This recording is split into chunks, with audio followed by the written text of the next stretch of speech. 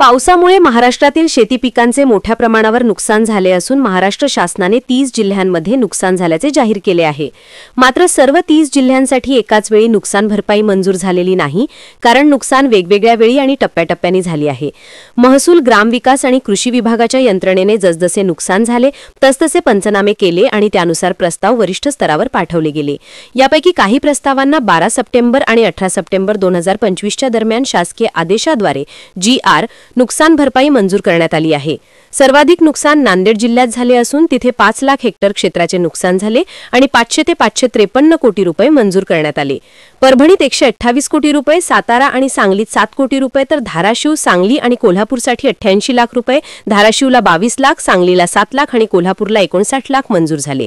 अमरावती विभागात अकोला, बुलढाणा, वाशिम 10,407 शेतकऱ्यांसाठी 10 कोटी 52 लाख रुपये मंजूर झाले। यापैकी बुलढाण्यातील 8,397 शेतकरी लोणार आणि मेकर तालुक्यातील ढगफुटी आणि अतिवृष्टीमुळे प्रभावित झाले।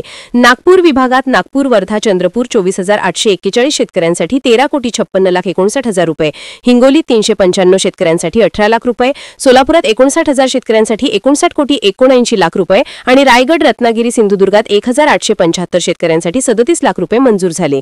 एकूण 17 जिल्ह्यांमधील 11,24,000 शेतकऱ्यांसाठी 774 कोटी रुपये मंजूर झाले आहेत। ही रक्कम अंतिम नाही, कारण जुलै, ऑगस्ट आणि सप्टेंबरमधील काही पंचनामे आणि प्रस्ताव अद्याप प्रलंबित आहेत।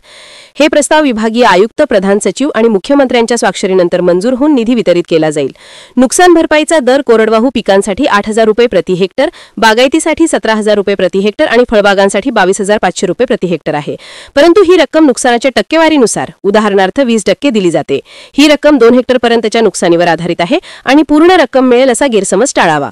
शेतकऱ्यांना आपण या योजनेत समाविष्ट आहात का हे तपासण्यासाठी नांदेड, सातारा, सांगली, परभणी, कोल्हापूर, धाराशिव, अकोला, बुलढाणा, वाशिम, नागपूर, वर्धा, चंद्रपूर, हिंगोली, सोलापूर, रायगड, रत्नागिरी आणि सिंधुदुर्ग या 17 जिल्ह्यांपैकी आपल्या भागातील महसूल, ग्रामविकास आणि कृषी विभागाच्या अधिकाऱ्यांनी, तलाठी, ग्रामसेवक, कृषी सहायकांनी केलेल्या पंचनाम्याची माहिती घ्यावी। ज्यांचे पंचनामे झाले आहेत त्यांच्या बँक खात्यात ही रक्कम जमा होईल। विशेष पॅकेज किंवा ओला दुष्काळ जाहीर होण्याची शक्यता कमी आहे आणि सरकार 2,000 ते 4,000 कोटींमध्ये ही प्रक्रिया पूर्ण करण्याच्या तयारीत आहे।